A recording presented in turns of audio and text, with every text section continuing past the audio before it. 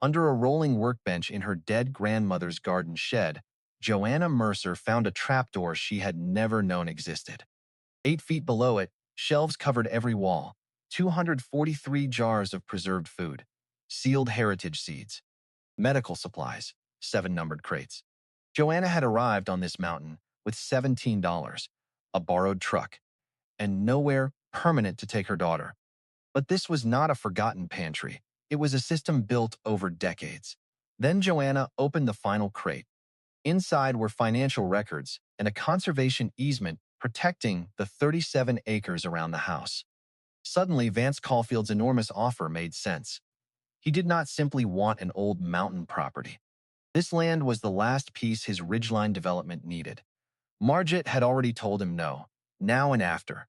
But Margit was dead, and with the county questioning whether this house was safe enough for Joanna's daughter, one decision remained. Take the money and escape, or trust the plan her grandmother had spent 20 years building. The fluorescent lights in the shelter never went completely dark. At midnight, they dimmed to a dull yellow that made every face look tired, and at 3 in the morning, Joanna Mercer was still awake beneath them, staring at the ceiling while 40 strangers breathed, coughed, shifted on cots, and tried not to make too much noise. Wren slept on the cot beside her, with one hand tucked under her cheek. 9 years old, small for her age, and already too practiced at sleeping, wherever someone told her it was safe enough. 5 months earlier, she had complained about the thin mattress and the light above the door. Now she could sleep through the rattle of the heating pipes and the woman across the aisle whispering in her dreams. Joanna hated that more than the shelter itself.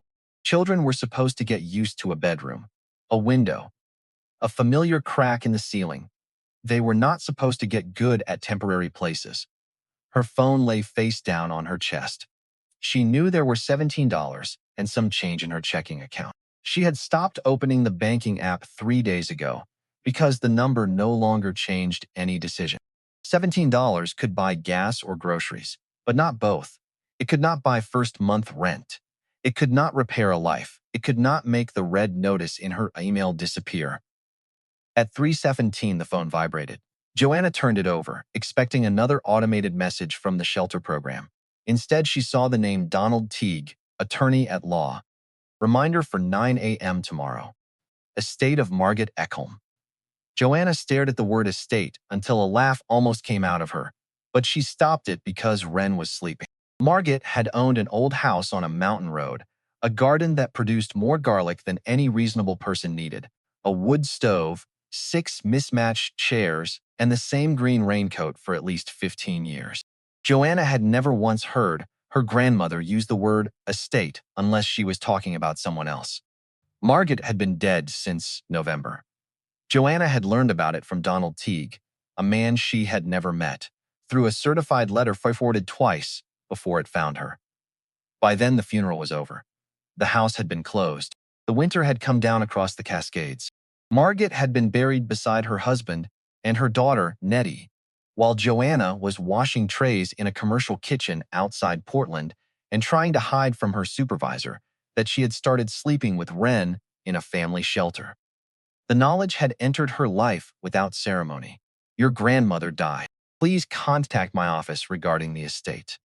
She had read the sentence standing beside an industrial sink, with her sleeves wet to the elbows.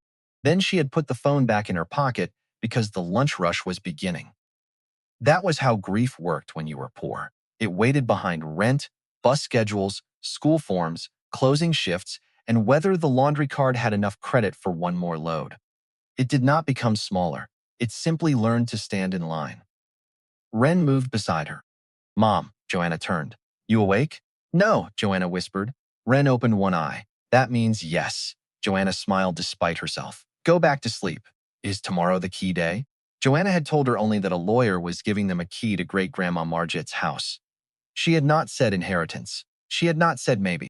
She had not told Wren that the house might be uninhabitable or buried under debt or already promised to someone else through some legal detail Joanna did not understand. Yes. Tomorrow is the key day. Do we get to stay there? Joanna looked toward the row of cots, the dim exit sign, the stack of plastic bins, that held everything they still owned. We get to see it, she said.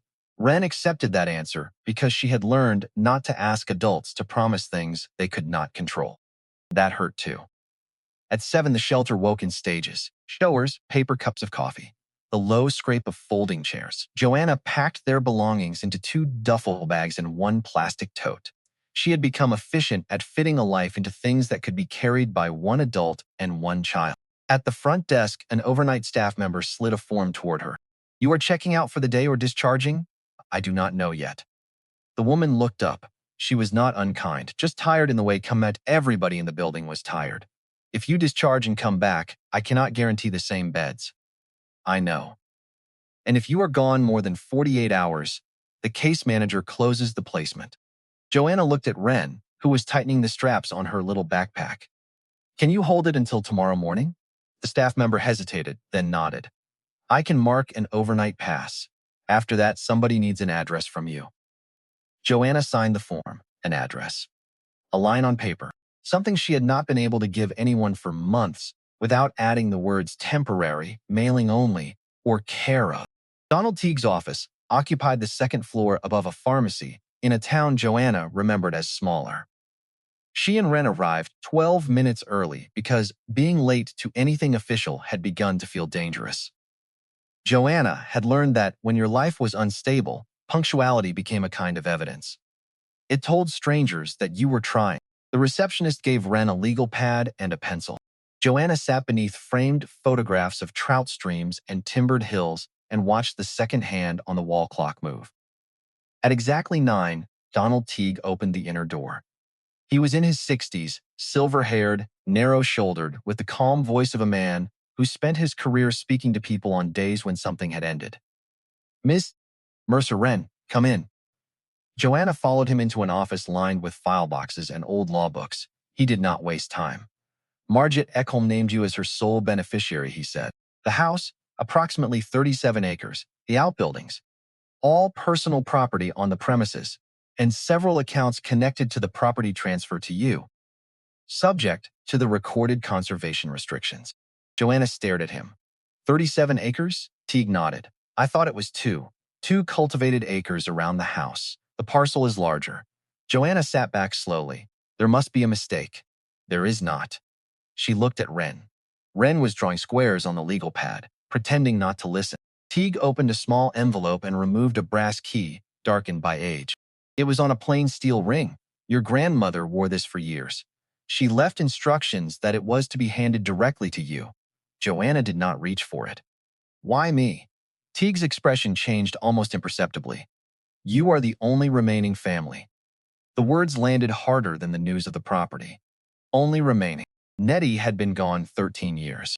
Joanna's father had disappeared from their lives before she finished elementary school. Margit's husband had died when Nettie was 5. Joanna had spent so long thinking of herself as someone who had left the family that she had never considered the possibility that the family had slowly disappeared behind her. She took the key. It was warm from Teague's hand and heavier than it looked. He turned a folder around on the desk. There are 2 things I want you to understand before you drive up there. First, the property is subject to a conservation easement recorded 12 years ago. That means there are restrictions on development. The details are in these papers, but your grandmother also left records at the house. Second, a man named Vance Caulfield has contacted this office several times since Margit's death. He owns or controls neighboring parcels along the ridge. He has expressed interest in purchasing yours. Joanna gave a short, humorless laugh. Then sell it to him. Teague did not react. It is not mine to sell. It is yours. I have $17. Wren stopped drawing. Joanna wished she had not said it aloud. Teague folded his hands. I understand that your circumstances are difficult, but I would advise you not to sign anything until you have seen the property, reviewed the easement, and understood what Margit arranged. What did she arrange? He looked at the folder. Some of it I can explain. Some of it she specifically wanted you to discover there. That sounds like her. You say that as if it is not a compliment. Joanna looked at him. You knew her? For 30 years. Then you know she could make a grocery list feel like a moral judgment. For the first time, Teague smiled. I also know she drove 40 miles through an ice storm because an elderly neighbor's furnace failed. People are rarely only the version we carry away from our last argument with them. Joanna's hand tightened around the key. He had no right to say that. He also had every right. Teague continued before she could answer. One other matter. Your family services caseworker left a message with my office after you gave this address as a possible residence. She is not asking me for confidential information, and I gave her none. She needs you to contact her if you intend to move. Joanna felt the room narrow. Gail Fenton? Yes. Wren kept her eyes on the legal pad. Joanna lowered her voice. What did she see? Only that stable housing needs to be verified. From what I understand, this is an assessment, not a custody action. But if the house is unsafe or you return to unstable housing, the file stays open and the county may consider additional steps. Joanna hated the phrase additional steps. Official language had a way of hiding the worst possibilities inside harmless words. How long? Teague checked his notes. She said, the current plan gives you 60 days to establish stable housing, though any address you report can be inspected sooner. 60 days sounded generous until Joanna remembered that she had $17. Teague slid the folder toward her, then another envelope. Directions. The upper road is washed out in one place. Take the south approach. The river named Burl Lindgren, your grandmother trusted him. He has been checking the property since November. Joanna stood. Mr. Teague. Yes? If I decide I do not want any of this, what happens? You can sell subject to the easement or disclaim the inheritance. But do not make that decision because you are afraid of what is waiting at the top of the road. Joanna almost told him that fear was not the problem.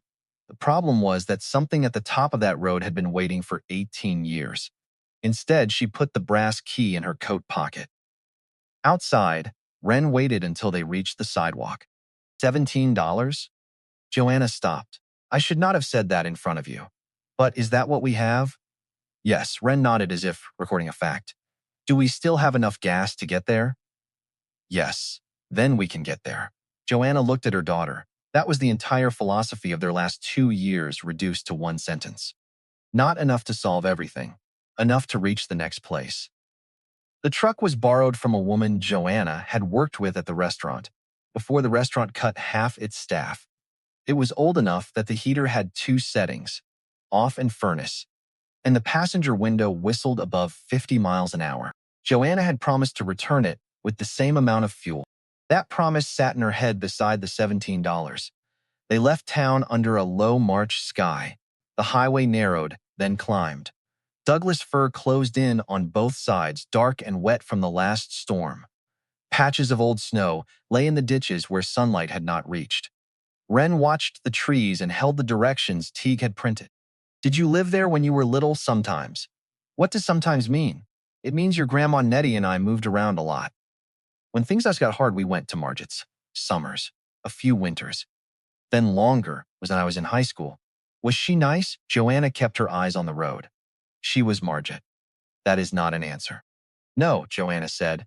It is probably the most accurate answer. Wren waited. Joanna sighed. She was reliable. She was strict. She made good bread. She believed weeds were a character test. She could fix almost anything with wire, patience, and language you were not supposed to repeat. She did not say much about feelings. Did you love her? The question came so cleanly that Joanna almost missed the turn. Yes, did she love you? Joanna slowed for a curve where the guardrail was bent. I think so. Wren accepted that too, but Joanna heard what she had said and disliked it immediately. I think so. 18 years of absence compressed into 3 words. At 19, Joanna had not left because of one dramatic betrayal. That would have been easier to remember. She had left because of 1,000 small collisions that had gathered force until one afternoon they became a door slamming behind her. Nettie had been living 2 counties away then, working double shifts at a nursing home. Joanna had spent most of that year with Margit, while she finished community college classes she would never complete. She wanted to leave the mountains.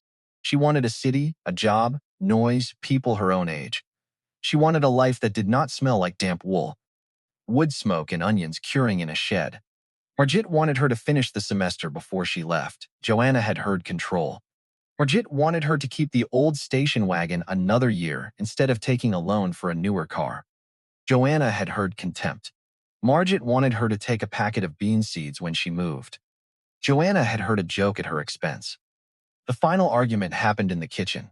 Joanna remembered rain against the windows and a dish towel in Margit's hands. She remembered herself shouting that she was tired of being treated like somebody who could not make a decision without permission. Margit had stood by the sink and said, "I am trying to keep you from beginning your life with a hole already dug under you." Joanna had answered, "Maybe I would rather fall into my own hole than spend the rest of my life in yours." She still remembered Margit's face after that. Not rage, not tears. A stillness that Joanna had mistaken for indifference because she was 19, and indifference was easier to hate than hurt. Margit had placed the packet of bean seeds on the table. "Take these anyway." Joanna had pushed them back. "I do not want your seeds." Then she had left. For a while, she expected Margit to call. When no call came, expectation hardened into proof. Margit did not care enough to reach out. Joanna did not care enough to go back. Pride did the work that distance could not. Nettie remained the thin bridge between them. "Your grandmother asks about you," Nettie would say. "Then since she has my number," Joanna would answer. "You could call her too." "Why is it always me?" "Because one of you has to be less stubborn first." Neither was. When Nettie died at 45, Joanna was 24. A brain aneurysm, sudden and unreasonable. There was no long illness in which old arguments could be arranged and softened. Nettie went to work on a Tuesday and did not come home. Margit attended the funeral. Joanna saw her across the chapel, silver beginning in her hair, hands folded over the same black purse she had carried for years. They looked at each other once. Joanna remembered wanting to cross the room. She remembered waiting for Margit to cross first. People filled the space between them. By the time Joanna looked again, Margit was gone. That should have been the moment. It was the moment Joanna would replay later and rewrite in 100 different ways. She would walk across the chapel. Margit would meet her halfway. Somebody would say the sentence that broke the stalemate. But life did not edit itself for wisdom acquired afterward. 4 years later, Joanna had Wren. Wren's father, Owen Mercer, stayed through the pregnancy and the first 2 years, then left with more apology than money. He was not cruel. That almost made it harder. He simply became unreliable in increments. A missed shift, a missed rent payment, a weekend away that became a week. Eventually, Joanna learned that a person could abandon a family without ever announcing that he was leaving. She worked restaurants because restaurants always needed people who could stand 10 hours, carry 6 plates, remember 12 things at once, and smile when none of them were going well. For years, that was enough. A small apartment, school clothes, a used car, groceries bought without calculation. Then the restaurant changed owners. Hours were cut. The used car needed a transmission. Rent rose. Joanna took a second job cleaning offices at night, then lost it when the contractor changed companies. She used savings to cover the gap, then a credit card, then another car. There was no single collapse. There was erosion. The apartment went first. A cousin let them stay 3 weeks. A friend gave them a spare room for 2 months. Then the friend had family coming. Joanna found another place for 6 weeks. Then the landlord discovered there were extra occupants and threatened eviction. 5 months ago, the family shelter became the last place that did not require pretending they would be gone by Sunday. Through all of it, Joanna never called Margit. At first, pride stopped her. Later, shame did. How do you call someone after 18 years and say, "You were right about holes. The fuel light came on 20 miles before the turnoff"? Joanna looked at the gauge, then at the cash in her wallet. $12 after bus fare and breakfast.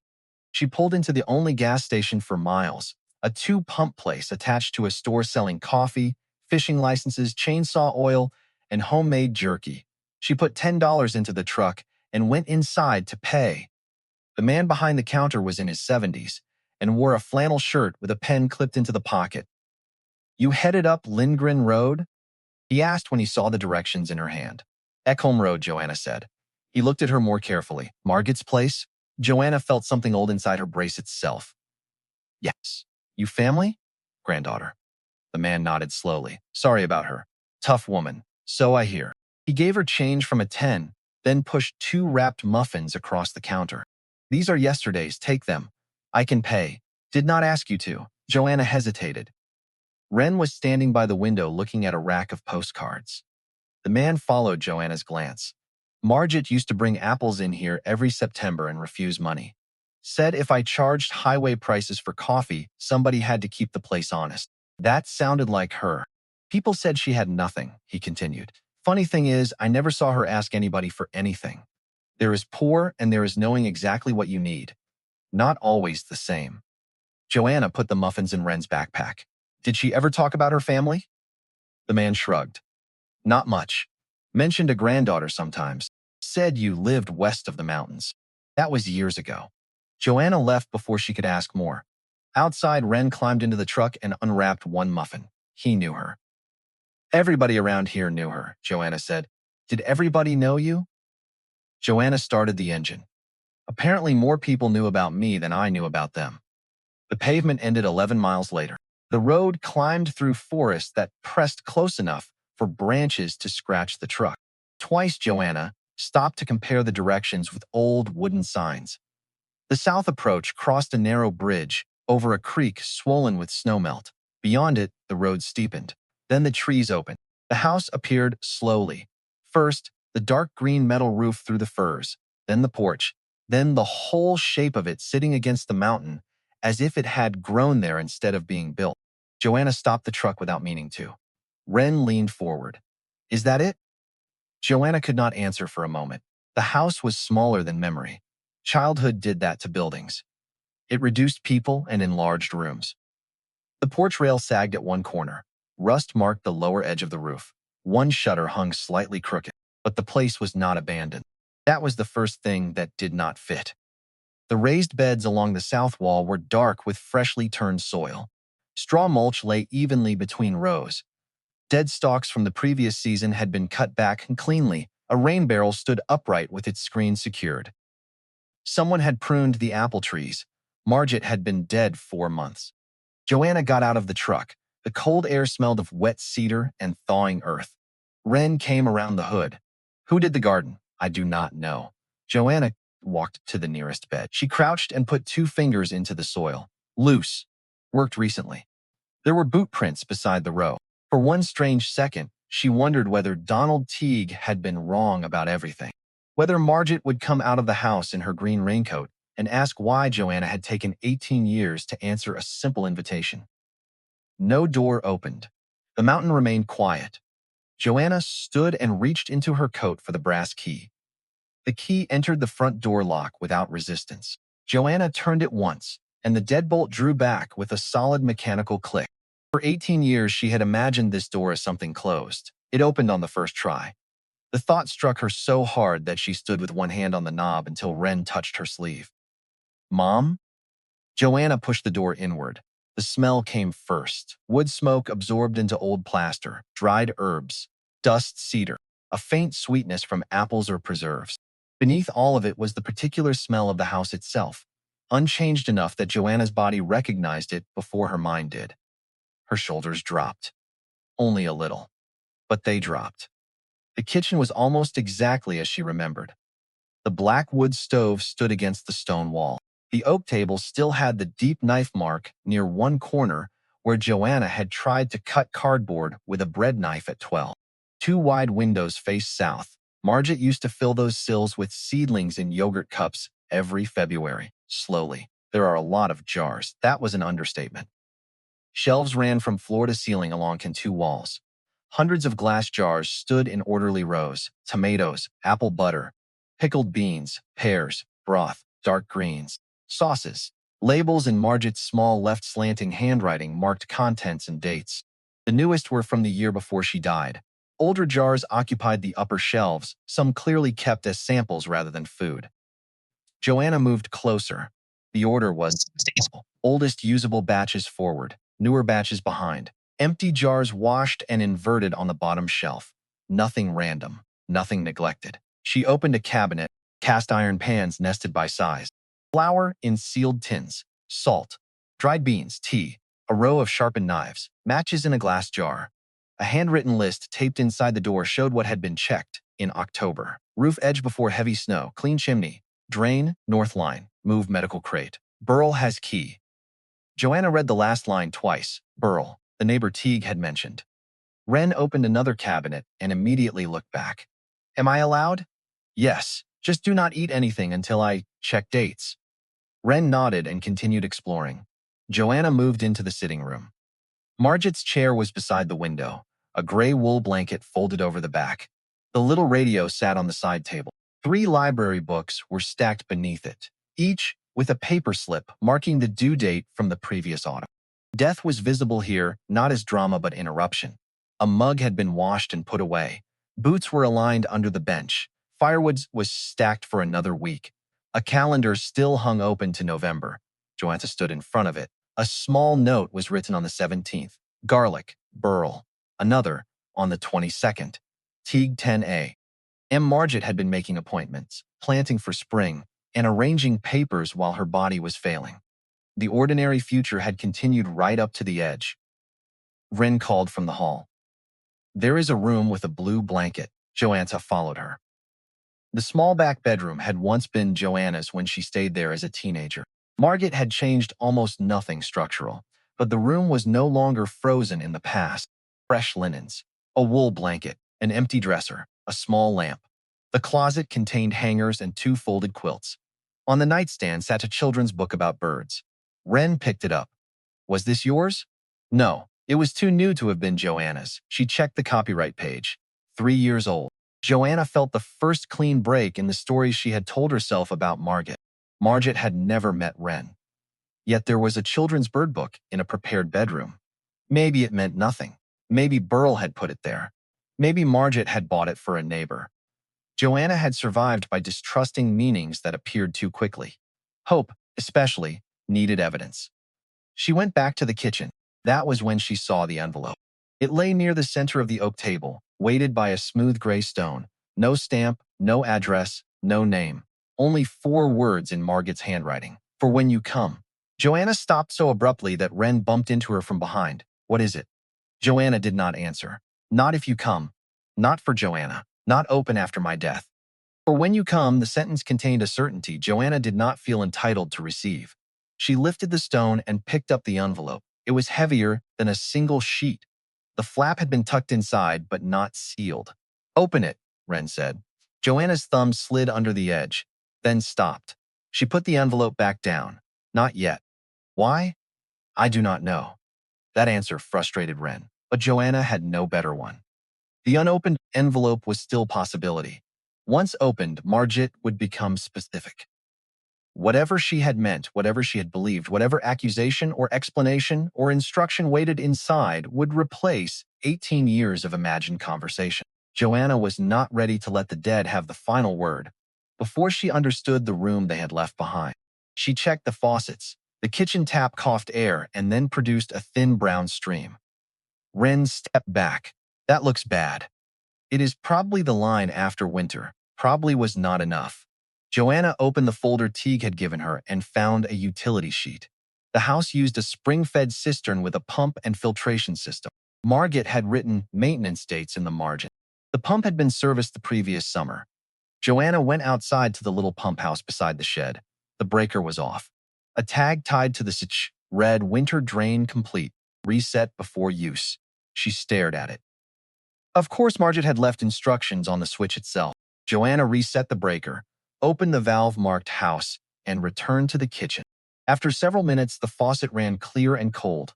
Wren held a glass under it and looked through the water toward the window. Can I drink it? Joanna hesitated. We boil it tonight. Tomorrow we test it. Wren set the glass down. So we are sleeping here? The question came quietly. Joanna looked at the cot-hardened curve of her daughter's shoulders. The backpack still on, because Wren had not yet decided. This was a place where things could be unpacked. Yes, tonight. Wren did not cheer. She simply took off the backpack. That small action nearly broke Joanna more than any celebration could have. They spent the afternoon making the house usable. Joanna opened windows for 20 minutes, despite the cold. She swept. She carried in their duffels. Wren chose the back bedroom and lined 3 paperbacks along the nightstand. Joanna found dry wood in the covered rack and built a fire badly enough that smoke rolled into the kitchen before the chimney warmed. By dusk, the house was warmer than the shelter had ever felt. Not warmer in temperature. Warmer because the sounds belonged to them. The stove clicked. Wind touched the siding. Wren turned pages in the bedroom. There was no stranger coughing 6 feet away. No staff member announcing lights down. No rule about showers ending at 9. Joanna made pasta from a box they had brought and opened one jar of recently canned tomato sauce, only after checking the seal and date. They ate at the oak table. Wren looked at the empty chairs. Did great-grandma sit there? Probably. Where did you sit? Joanna pointed to the chair nearest the window. There. Can I sit there tomorrow? Joanna almost said that had been her chair. The possessive rose automatically from childhood. Then she laughed at herself. You can sit there tonight if you want. Wren moved her plate without comment. After dinner, Joanna found a sheet of paper in the desk, with 3 phone numbers written in Margit's hand. She called Burl Lindgren. Harlan Lindgren. She called Burl Sir first. A man answered on the 4th ring. Mr. Lindgren, my name is Joanna Mercer. Silence. Not uncertainty. A silence that seemed to stand up. Joanna? Yes. Another pause. You are at the house. It was not a question. Water rising. Yes. I reset the pump. Chimney drawing? Eventually. That earned a low sound that might have been a laugh. I will come by in the morning. Mr. Lindgren, did you prepare the garden? I kept it the way she asked. Since November? Since before November. Joanna looked toward the dark window above the sink. Why? Because I told her I would. The simplicity of the answer irritated her because it left no opening for suspicion. Did she tell you I was coming? Burl took his time. She said you might. Then, near the end, she stopped saying might. Joanna gripped the phone tighter. What did she say? She said when Joanna gets here, do not overwhelm her. Let her see the house first. Joanna turned toward the envelope on the table. Was that letter there when you came in? Yes. Do you know what it says? No. Did she? She wrote it. That was exactly the kind of answer Margit would have appreciated. Burl continued. There is more you need to see. Not tonight. Morning is better. More what? More of what she left. Joanna closed her eyes. Why is everything a secret? It was the first sharp thing she had said to him. Burl did not answer sharply. Was not a secret to her. It was a plan. There is a difference. Joanna looked at Wren in the other room and lowered her voice. I have spent 18 years hearing that kind of sentence about her. A plan, a reason, a way she did things. Nobody ever just said what she meant. Burl was quiet. Then he said, maybe she should have. Maybe you should have too. I am too old to referee an argument with one person dead, Joanna. I can only show you what is here. The anger went out of her as quickly as it came. What time? 8. He hung up. Joanna stood with the phone in her hand. Wren appeared in the hallway in socks. Was that the garden man? Yes. Is he nice? Joanna thought about it. He is direct. That means you do not know yet. Correct. Wren went back to her room. At 9:30, an email arrived from Gail Fenton. Joanna read it twice. The language was professional and careful. Gail confirmed that Joanna had reported a possible new residence and asked whether she intended to establish it as Wren's primary home. If so, the county would need to verify basic safety conditions, including heat, potable water, functioning sanitation, electrical safety, and sleeping space. The message also stated what Donald had emphasized. The assessment was part of a housing stability plan. Poverty alone was not grounds to separate a family, but continued homelessness combined with unsafe conditions could require additional protective planning. Joanna appreciated the clarification and hated the pressure equally. She replied that they were staying at the property temporarily and that she would confirm after assessing the house. Gail answered within 10 minutes. Understood. Please update me within 1 week. 1 week. Joanna put the phone face down. The house had heat. Water, maybe. A roof with visible rust. Wiring that included cloth-covered cable in at least one room. She had no idea whether the septic system worked properly. She had no money to hire inspectors. For the first of that day, Caulfield's possible offer stopped sounding abstract. A buyer meant cash. Cash meant an apartment. An apartment meant a lease with her name on it and a county form that could be checked without climbing a mountain. Joanna hated how quickly fear could make selling feel like responsibility. She went into the back bedroom. Wren was asleep under the blue blanket with the bird book open beside her. Her backpack was on the floor. The zipper was open. Clothes were in the dresser, unpacked. Joanna stood in the doorway for a long time. Then she returned to the kitchen and sat across from the envelope. For when you come, she touched the edge but did not open it. Not yet. She slept on the old sofa and woke before dawn from a dream in which she was 19 again, standing in the kitchen while Margaret held out the packet of bean seeds. This time Joanna took them. Then she woke with her hand closed around nothing. At 7:45, an old pickup came up the lane. Burl Lindgren stepped out wearing a faded cap, brown work coat, and boots with mud permanently worked into the leather. He was 78 and built narrow. His face weathered enough that every expression looked carved rather than made. He carried a paper sack in one hand and a thermos in the other. He climbed the porch steps without knocking, and then stopped himself at the door. "Have it," he said. "Sorry, Joanna opened it. You had a key. Still do. Did not?" Answer earned him his first point. He held up the paper sack. "Eggs, bread, coffee. The eggs are from my neighbor, not mine. My chickens have declared retirement. I cannot pay you." Did not ask. Joanna almost smiled because the gas station owner had used the same words. Burl saw it. What? Nothing. Apparently this mountain has rules. Plenty. Most of them are about weather. Wren came into the kitchen, hair still uncombed. Burl removed his cap. "You must be Wren." She studied him. "You are the garden man. That is one of the nicer things I have been called." He did not bend down or speak to her in the falsely bright voice adults sometimes used with children. He spoke to her as if she were simply shorter. Wren seemed to approve. They ate eggs and bread at the table. Burl wrapped both hands around his coffee mug and looked around the kitchen with the familiarity of someone who had sat there hundreds of times. "Your grandmother did most of the garden herself until the last year," he said. "Knees went bad. After that she pointed and I complained." "Did she know she was dying? Near the end?" "Yes." "Why did she not call me?" Burl looked into his coffee. "That is not my answer to give. It is everybody's answer except hers, apparently." His eyes lifted. "You are angry. I am trying to decide. Fair enough." Joanna waited for him to defend Margaret. He did not. Instead, he said, she was difficult. She could hold silence too long. She believed if she made something useful, people would understand what she meant by it. That was not always fair to the people expected to understand. The honesty disarmed Joanna. Burl continued. "She talked about you, though. How often? Enough. That is not a number.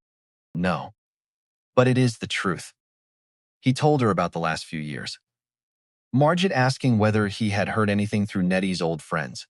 Margaret saving clippings when a restaurant in Portland was mentioned because she had once heard Joanna worked there. Margaret asking Harlan how expensive children's winter coats were now after learning Joanna had a daughter. Joanna stared at him. She knew about Wren, knew there was a girl, did not know much else. Wren stopped eating. "She knew me?" Burl looked at her. "She knew you existed. She hoped you liked dirt." Wren considered this. "I do not mind it." Good. She would have considered that promising. Joanna looked toward the envelope again. Burl followed her eyes but did not comment. "Of course there is. A man came around twice last year. Vance Caulfield." Teague mentioned him. "First time he brought flowers. Second time he brought papers." Margaret listened to every word. Then she told him the land was not for sale. Now and after. Now and after? Her exact words. Why did he want it? Ridge access, water, view. He has been assembling parcels for some kind of lodge or resort plan. And this place matters that much? Burl looked out the south window. More than it looks like it should. Joanna felt the old impatience rise again. There. That. Everybody keeps saying half of something and waiting for me to find the rest. Burl nodded. All right. He stood, set down his mug, and put on his cap. Come outside. They crossed the yard to the garden shed. Burl did not open it yet. He placed one hand on the latch and looked at Joanna. Margaret made me promise not to bring you here until you had slept one night in the house. That is absurdly specific. She was an absurdly specific woman. What is in there? Tools. Joanna gave him a look, and something under the tools. Wren had followed them to the porch, but Burl raised a hand. Not today. kiddo. Ladder is steep and there is too much to trip over. Wren accepted the boundary and sat on the porch step with the bird book. Joanna turned back to Burl. Under the tools, he opened the shed door. Inside, everything hung in Margit's order. Shovels, rakes, trowels. A heavy workbench stood against the far wall. Burl rested his hand on it. Your grandmother wanted me to show you the cellar when you were ready. Joanna looked around the shed. There is no cellar. Burl's mouth moved at one corner. That is why she liked it. He looked at her for a long moment. Tomorrow morning, he said. Coffee first. Then I show you what she spent years putting underground. Joanna glanced back toward the house, toward the kitchen table she could not see from here, toward an unopened envelope that had waited through winter. What exactly did she put underground? Burl closed the shed door. A reason not to sell before you understand what you own. Burl came back the next morning the way he said he would. Same boots, same cap, same unhurried. Walk up the path as if time were something that happened to other people. Joanna was standing on the porch with coffee in both hands, watching the ridge where the morning light was just reaching the tree line, and she saw him come around the bend in the lane. And she knew before he spoke that today was the day she would go underground.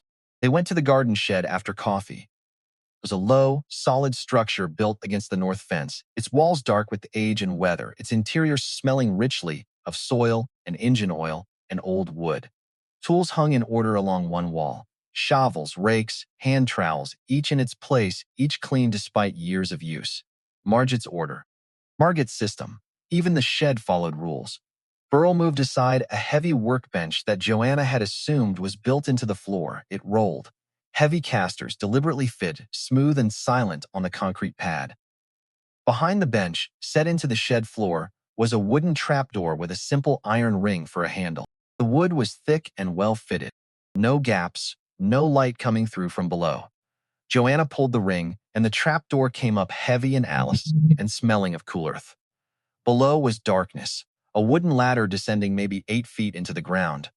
Burl handed her a flashlight from a shelf near the door. She tested it. The beam was strong and steady. She went down. The cellar was not large, perhaps 10 feet by 12. The air was cool and dry and absolutely still in the way that underground air is still, as if sound itself had agreed to wait outside. Joanna swept the flashlight across the walls, and the breath she had been holding came out of her all at once. Every wall was lined with shelving, and every shelf was full, more jars than the house held, far more. Organized with a system she could not immediately decipher but which was clearly intentional.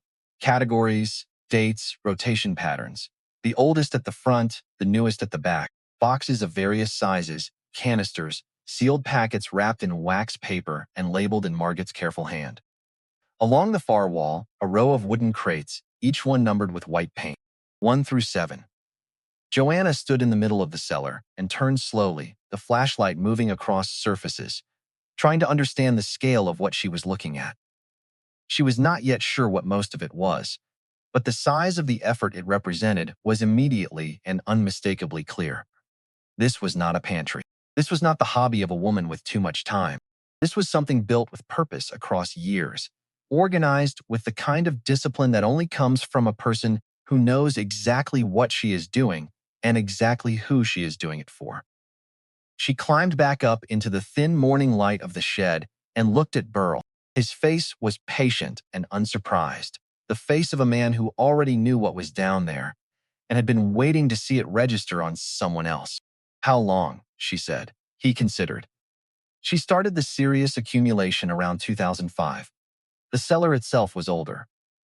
Harlan waterproofed it properly in 1998, and Margit chased the shelving in stages after that. But I think the idea was older than all of it. I think the idea was always there. Joanna spent the next 4 days going through the cellar. She did it systematically, the way she suspected Margit would have wanted. She started with the north wall and moved clockwise, shelf by shelf, crate by crate. Burl came on the second day and helped her catalog everything. He worked slowly, reading labels aloud while Joanna wrote them in a notebook she had found in the kitchen drawer. 243 jars of preserved food in the cellar alone, organized by category and date. rotated so the current usable batches were at the front, with older sample jars clearly marked not for use. Tomatoes, stone fruit, beans, greens, mushrooms, broths, vinegars, jams, sauces. Each usable jar had a proper canning lid. Each label carried Margit's small leftward hand, and each date marked a season she had spent growing, harvesting, preserving, and replacing what was used. Seeds in labeled paper packets and sealed glass tubes. Tomatoes, squash, beans, greens, herbs, heritage varieties, Burl explained. Things Mark had been selecting and saving for years. Some of them she bred herself. Crossed one variety with another, kept the seeds from the strongest plants, tried again the next season. She told me once that the tomatoes on the third shelf were 7 generations of selection. 7 years of choosing which ones got to continue. Medical supplies in 2 crates. Sensible and current. Bandages, antiseptic, basic medications, a first aid manual. Everything a person might need to manage ordinary illness or injury for an extended period. And on the second shelf, a blue binder, 46 pages of Burl's handwriting. Instructions for the garden, soil compositions, planting schedules, what had worked and what hadn't over many years of trial. Notes in the margins in Margit's writing, small corrections and additions. The two of them in ongoing quiet dialogue across the page, a conversation conducted in ink about nitrogen and drainage and which side of the bean row got the best afternoon light. She made me write it all down over about 2 years, Burl said, sitting on an overturned crate, reading a page he had written himself. Said she needed someone else to carry it in case her memory went. I thought she just meant in case she got sick. He paused and turned the page, but she meant for after, didn't she? Yes, Joanna said. She did. On the third day, while cataloging the lower shelves on the east wall, Joanna found something that was not food or seeds or supplies. A small glass jar tucked between 2 rows of preserved plums. Inside was a rolled piece of paper. She opened it. It was a log, handwritten by Margit, dating back years. Not a journal, exact entries were sparse. Each one noted the year, a brief record of weather and harvest, and at the bottom of each year, a single line. Always about Joanna. Dry summer, tomatoes strong. Heard Joanna is still in Portland. Late frost, lost the early beans, no news. Good year for plums. Heard Joanna moved to Eugene. Nettie passed in April, don't know where Joanna is now. Wet spring. Started the squash over. Heard Joanna has a daughter. Garlic best in years. Still no word. Put up 40 extra jars this summer. Knees almost done. The girl must be 7 or 8 now. Joanna held the paper in both hands and read it twice. Each entry was small, a few words, nothing dramatic. Just the quiet record of a woman tracking her granddaughter through scraps of information that reached her like seeds carried on wind. Heard. No news. Don't know. Heard. Still no word. 18 years of listening for a signal from someone who had walked away and never come back, and recording whatever fragments arrived alongside notes about frost and plums and the performance of garlic. Margit had known. Not everything. Not the shelter, not the $17, not the details of the collapse, but she had known the shape of Joanna's absence, and she had kept this record of it tucked between jars of plums in a cellar built for a person she was not sure would ever come. Burl, Joanna said, did she ever talk about trying to contact me? Burl looked at her from across the cellar. He was quiet for a moment. She thought about it, he said finally, more than once. But she said she was afraid you would hang up, and she wasn't sure she could take that. When they came back upstairs, Wren was at the kitchen table, copying bird names from the book Margit had left in the bedroom. Joanna placed the rolled log beside the unopened envelope and stood at the sink without turning on the water. Wren watched her for a while. Did she write about you? She asked. Yes. Good things? Not exactly good or bad. Weather. Harvests, where she heard I was living. When Grandma Nettie died. When she heard about you. Wren's pencil stopped. She wrote about me? One line. She knew I had a daughter. Wren looked down at the page again, but she did not resume writing. Why didn't she call you? Joanna leaned both hands on the sink. That was the question Joanna had asked herself for 18 years, except in her version, it had always been an accusation. Why did she not call? Why did she not try? Why did she let pride matter more than family? Now Burl had given her an answer that was not satisfying enough to erase the past, and was human enough to make the past harder to judge. She was afraid, Joanna said. Of you? Maybe of what I would say. Ren frowned. Adults can be afraid to call people. All the time. Even when they are old. Especially then, sometimes. Ren considered that, then asked the question Joanna had been avoiding. Were you afraid to call her? Joanna looked at her daughter. Yes. That answer felt different when spoken to a 9-year-old. It removed every argument about who should have moved first. Two people had been afraid. Two people had protected themselves. 18 years had fit between those protections. Ren picked up her pencil again. Maybe both of you were waiting. Joanna looked at the log, the envelope, and the shelves beyond the kitchen wall. Maybe, she said. It was the first time she had allowed the possibility that the distance had belonged to both of them. The afternoon of the fourth day, while Joanna was in the cellar reorganizing the north wall shelves, she heard an engine. Not Burl's truck, which she had already learned to recognize by its particular rattle. Something newer. Something with a smoother idle. She climbed up the ladder and walked around the shed to find a silver SUV parked where the lane widened near the garden.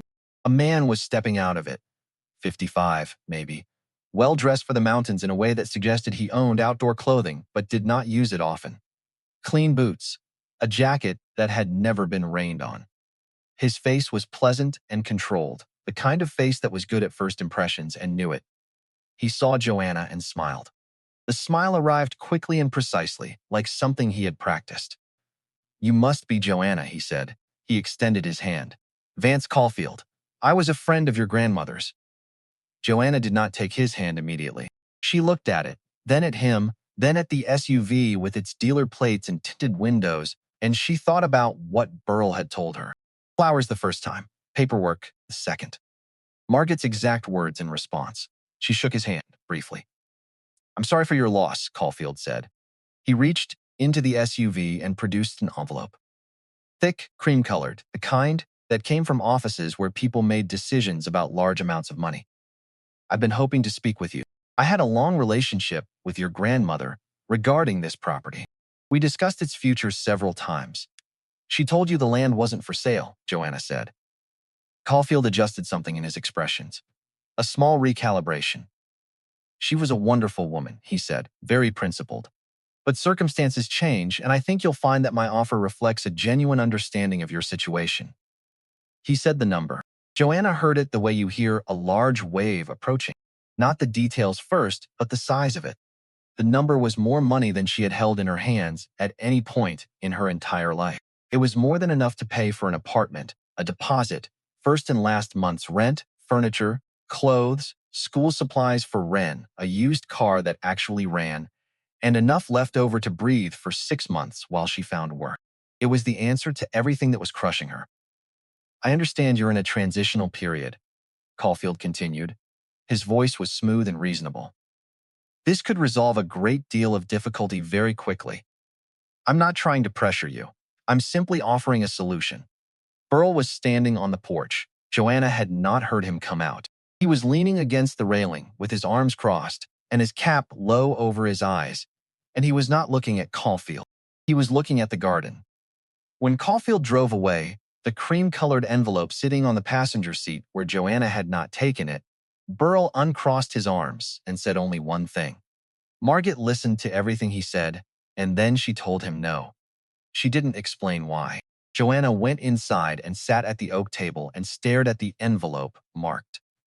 For when you come and tried to calculate whether the number Caulfield had said was larger or smaller than whatever Margaret had left her in the cellar, and she realized she did not yet know because she had not opened the last crate, and she had not opened this envelope, and she was sitting in a house full of sealed things, waiting to tell her something she was not yet ready to hear. Her phone buzzed. An email from Gail Fenton. More specific this time. A visit would be scheduled within 3 weeks to assess the living conditions at Joanna's reported new address. If the property did not meet basic safety standards for a minor, the assessment would move to the next phase. Joanna looked around the kitchen, the roof with its rusted edge, the electrical panels she had not inspected, the plumbing she had not tested beyond running the kitchen tap. The house was livable. Whether it was officially habitable by county standards was a different question. one that would require repairs she could not afford with $17. If she took Caulfield's money, every problem disappeared by Friday. If she stayed, she had 3 weeks to make a house built in the last century pass a government inspection, and she had nothing to do it with except the money her dead grandmother might or might not have left in a crate she had not yet opened. She opened the envelope that evening. Wren was asleep. The wood stove was burning. A single lamp on the oak table threw a circle of warm light across the surface where Margit's handwriting waited. Joanne unsealed the envelope carefully. It had not been gummed shut, just folded closed, as if Margit had known that anything sealed too tightly would resist the person it was meant for. 3 pages, small, leftward tilting hand. Dear Joanna, I don't know what kind of shape things are in for you right now. I hope they're fine. I hope you're reading this from somewhere comfortable, and this is just a strange artifact. A letter from an old woman that makes you smile a little, and then you get back to your life. But I've spent enough time in this world to know that life doesn't always cooperate with hope.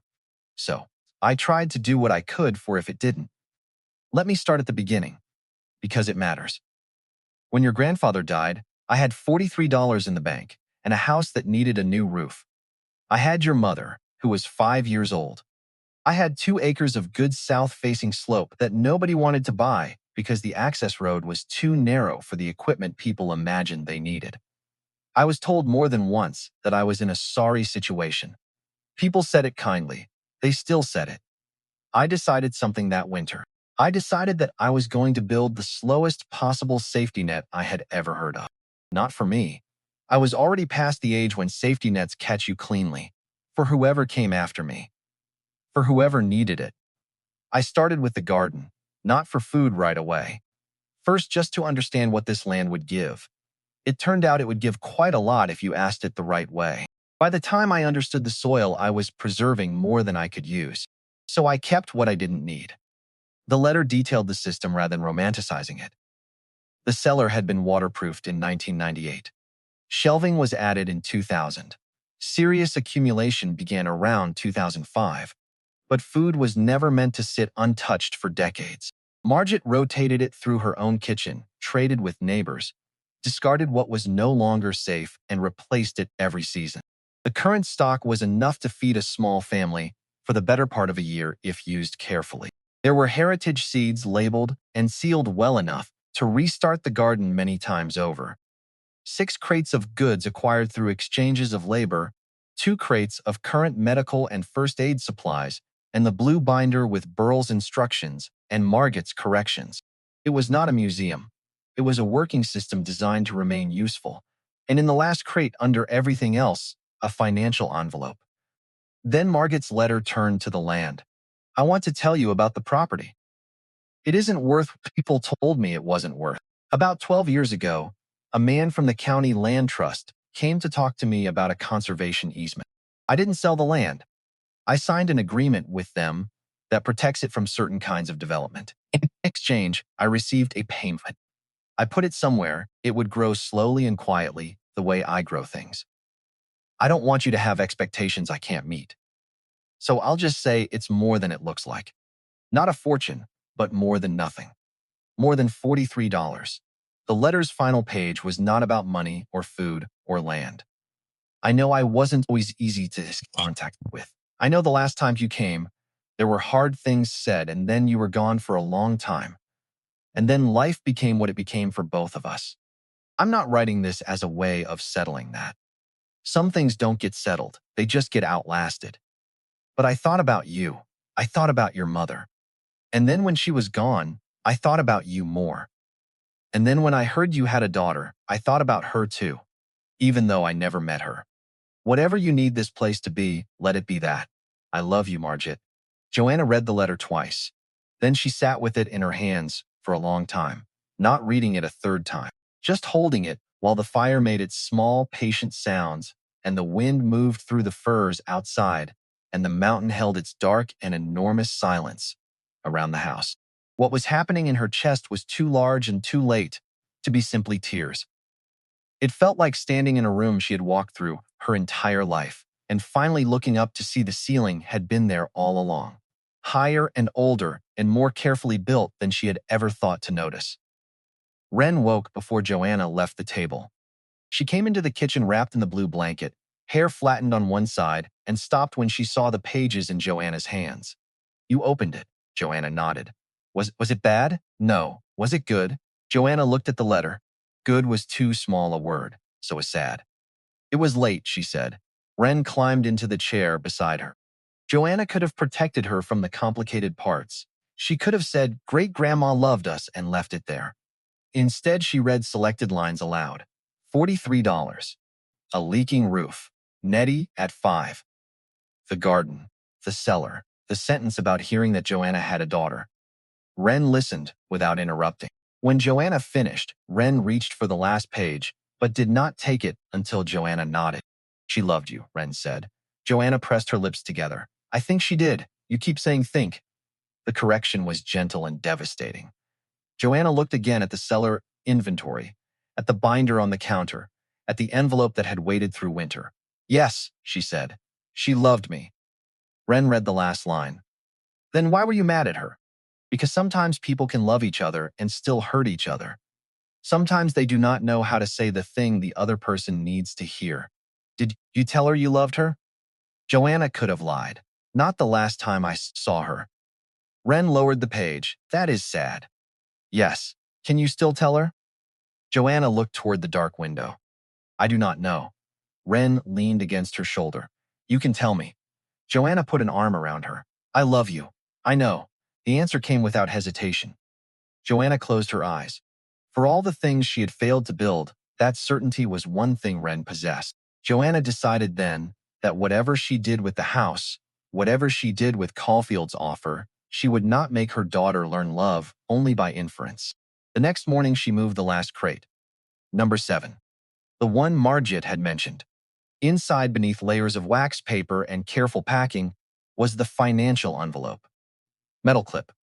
Precise fold. She opened it at the kitchen table with coffee going cold beside her. Investment account statements. A letter from the County Land Trust confirming the conservation easement. Correspondence with a financial institution in the nearest city. The figure was not enormous. It would not reshape the world. But it was real. Genuinely real. And it was considerably more than Joanna had allowed herself to imagine. Because she had learned over 2 years of shelters and lost apartments and diminishing resources that you do not imagine numbers that feel like grace. You imagine $17. You imagine zero. You imagine the specific weight of having nothing, and you carry it, because imagining anything else only makes the carrying harder. The money was enough to repair the house properly. Enough to get through a year, maybe 2, while she figured out the next step. Enough to mean that Wren would not go back to sleeping on a cot in a room with 40 strangers. The practical problem arrived the next morning when Joanna called the financial institution listed on the statement.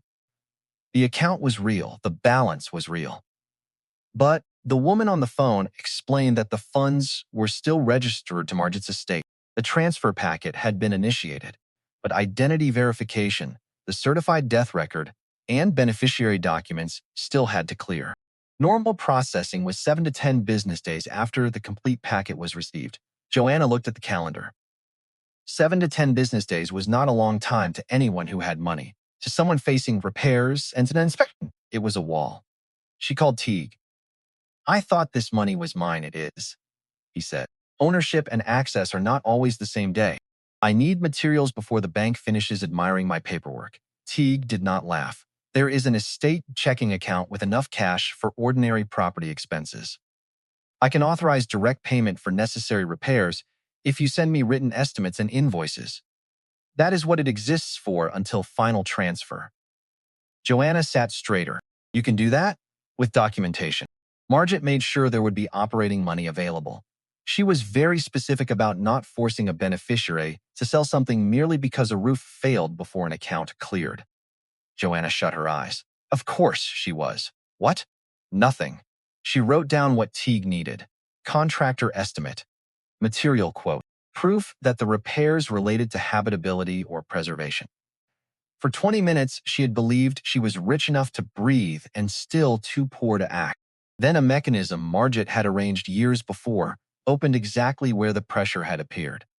It did not feel like rescue from the sky. It felt more unsettling than that. It felt like being anticipated. But Joanna also read the documents carefully, every page, and she noticed something. The conservation easement was binding on the land itself, not on the owner. Any future buyer would inherit the restriction. The land could not be developed commercially. No resort, no hotel, no construction beyond what was already there. She sat with this for a moment and then picked up the phone and called Donald Teague. He confirmed what she had read. The easement runs with the land, he said. It doesn't matter who owns it. The restriction applies. Then why does Caulfield still want to buy it? Joanna asked. Teague was quiet for a beat. There's a legal pathway that some developers have used in other areas, he said carefully. If an easement can be shown to have been signed under duress or without proper procedure, it can potentially be challenged in court. He paused. I'm not saying Caulfield is pursuing that. I'm saying you should be aware it exists. Joanna hung up and sat at the table and looked at the key she had hung on a nail by the door. Margit's key, the one she had worn around her neck for years. She was beginning to understand why Margit had never explained her refusal to Caulfield. Margit had not refused because she disliked the man. She had refused because she had built something on this land that was meant to survive her, and she had built the legal architecture to protect it.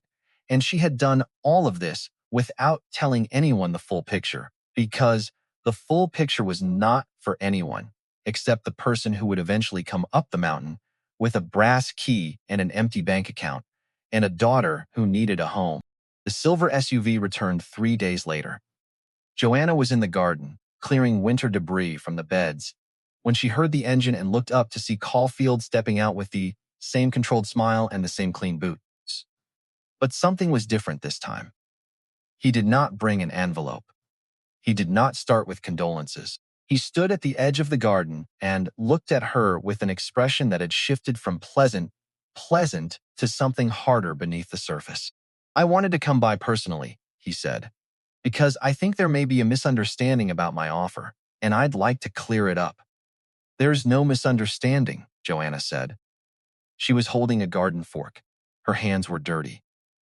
I know you're in a difficult position, Caulfield said. I know you came up here without much margin. I know you need permanent housing quickly. He paused, watching her closely. A place like this can become an expensive responsibility very fast. He watched her face. I'm not saying this to threaten you, Joanna. I'm saying it because I care about practical outcomes. If you take my offer, you could be in a proper apartment this week. You could put the uncertainty behind you. You could stop spending every day wondering whether an old roof or an old wire is going to become the next emergency. Joanna felt the garden fork in her hand, and the dirt under her nails, and the cold March air on her face, and the weight of everything he was saying, because every word of it was true. She had been in a shelter. Wren had slept on a cot. Gail Fenton did have a file, and his money would make all of it disappear with the speed that only money can manage. But there was something else she felt too. Something under the surface of his reasonable voice and his clean boots and his detailed knowledge of her circumstances. He had not stumbled across this information. He had looked for it. He had investigated her. He had gathered the facts of her vulnerability and brought them to her doorstep, like a weapon wrapped in concern. My grandmother said this land is not for sale, Joanna said, now and after. Those were her words. Caulfield's face changed, just for a moment. The pleasant surface cracked and something colder showed through before the surface closed again. Your grandmother is not here anymore, Joanna. You are. And you have a child to think about. He turned and walked back to the SUV. The door closed with the solid, expensive sound of a vehicle that cost more than everything Joanna had ever owned combined. He drove down the lane without looking back. Joanna stood in the garden with the fork in her hand and watched the dust settle behind his tires. Her hands were shaking, but not from fear, from anger.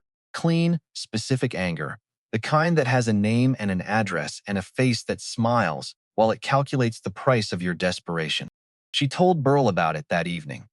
He listened the way he listened to everything, with his whole body still and his eyes steady. Then he picked up his phone and called his son.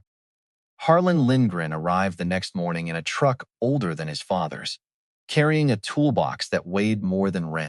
He was 52, built wide and low to the ground, with hands that had spent 30 years building and fixing things in these mountains. He had waterproofed Margot's cellar in 1998 when he was 24 years old. He walked through the house with the careful attention of a man who understood structures the way doctors understand finance, reading the walls and floors and ceiling for symptoms of deeper problems. Joanna followed him, pointing out the things she had noticed: the rusted edge of the roof, the old electrical panel, the plumbing she was uncertain about. Roof needs patching, Harlan said. Not a full replacement. The membrane under the metal is still sound. Just the edge panels where the water pools. He checked the electrical panel. This needs upgrading at 3 points, but it's not dangerous. Just old. Plumbing is solid. Cast iron drains, copper supply lines. They built these houses to last. He gave her a number for materials. It was within the range of what Margot had left in the financial envelope. I can do it in 2 weeks if you help, Harlan said. I won't charge labor. Consider it a debt I owe your grandmother. You don't owe her anything, Joanna said. Harlan looked at her. He had his father's eyes, calm and certain, but his face carried something additional, something that looked like the specific weight of a long memory. My mother died when I was 14, he said. Heart failure. Quick. One day she was there, next day she wasn't. After that, it was just my dad and me. And my dad is a good man, but he doesn't talk much. You've probably noticed. He paused. Margot didn't replace my mother. Nobody can do that. But she was there, every week, for years. She brought food. She asked questions. She listened when my dad couldn't. 40 years is a long time to show up for someone without being asked. He picked up a tape measure and began noting dimensions for the roof panels. There's something else you should know, he said, measuring without looking up. Caulfield has been buying properties along this ridge for 5 years. 3 parcels that I know of. Your grandmother's land is the last piece he needs for the full ridgeline. Without it, his development plan doesn't work. The access, the water rights, the view corridor, it all runs through this property. Harlan's inspection became less encouraging before it became better. At the pump house, he opened the filter housing and held up a cartridge stained dark from winter's sediment. Replace it, he said. Cheap part. Do not drink straight from the tap until we do. Joanna thought of the glass Wren had held to the light the first afternoon and was glad she had insisted on boiling the water. Under the kitchen, he found one floor joist with old insect damage. Not active, he said, but weakened enough that he wanted to sister a new board beside it. In the hallway, he opened an outlet and found wiring that was old but intact. 2 outlets in Wren's room had no ground protection and would need replacement. Joanna followed him with a notebook, writing every item and hearing money attach itself to each word. Roof edge panels, 2 protected outlets, filter cartridge, smoke detectors, handrail at the cellar steps. At the bottom of the page, she stopped. Is this place unsafe? Harlan wiped his hands on his jeans. No, it is old. Old is not the same as unsafe. But old houses stay safe because somebody keeps the small jobs before they become large jobs. Joanna looked around the kitchen. That sounded like something Margot would say. It is something Margot did, Harlan replied. He gave Joanna the material estimate.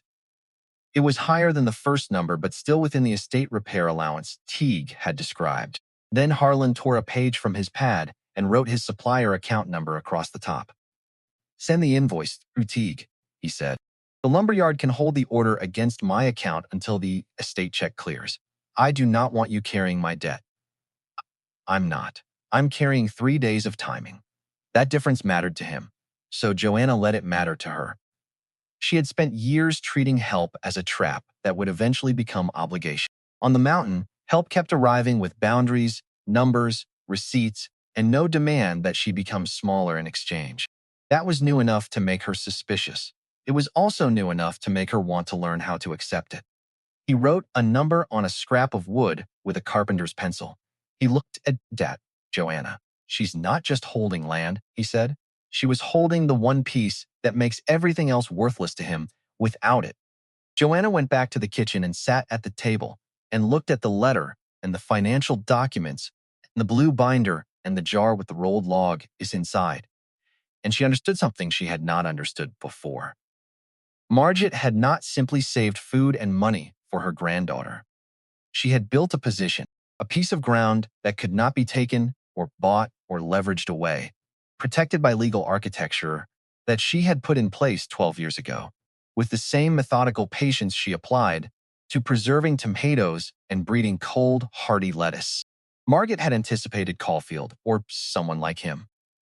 She had seen the purchases along the ridge. She had watched the pressure build, and she had responded not with argument or confrontation, but with structure, with paper and law, and a conservation easement that attached to the land itself like a root system, invisible and permanent, and designed to outlast anyone who tried to pull it up. That evening, Gail Fenton called. Her voice was professional and not unkind. There had been a scheduling change. The assessment visit would happen 1 week earlier than planned. 2 weeks from now instead of 3. Joanna did the calculation in her head. Harlan needed 2 weeks for the repairs. The materials for the roof panels were not available at the hardware store in town. They would have to be ordered from the city. 5 days for delivery. She had 14 days, and a house that was not yet ready, and a man with a silver SUV who wanted to buy the ground out from under her, and a county caseworker who would arrive in 2 weeks to determine whether this address satisfied the housing stability plan. If it did not, the case would stay open, and the county would expect another safe arrangement quickly. She stood on the back porch after Wren was asleep. The stars were the same stars she had seen every night since arriving, but tonight they felt farther away, as if the sky pulled back to give her room to think about the size of what she was facing. She could call Caulfield. She could take the money. She could walk into an apartment this week and make the deadline disappear and close the social services file and give Wren a bed in a room in a building in a city where everything was temporary, but at least it was certified and inspectable and officially adequate. Or she could stay on this mountain with a rusted roof and a 2-week deadline and $17 in the bank and a cellar full of jars and trust that the work would get done in time. Trust that the house would pass. Trust that the land her grandmother had spent 20 years preparing would hold. She thought about Margit, not the Margit she had carried in her memory for 18 years, the distant grandmother who could not say the soft things, who handed you seeds instead of words, who stood in doorways, holding dish towels while her granddaughter shouted and then left. She thought about the Margit she was only now beginning to see, the woman who had written single lines about her granddaughter's location in a log kept between jars of plums, who had tracked Joanna through rumors and fragments for 18 years without reaching out.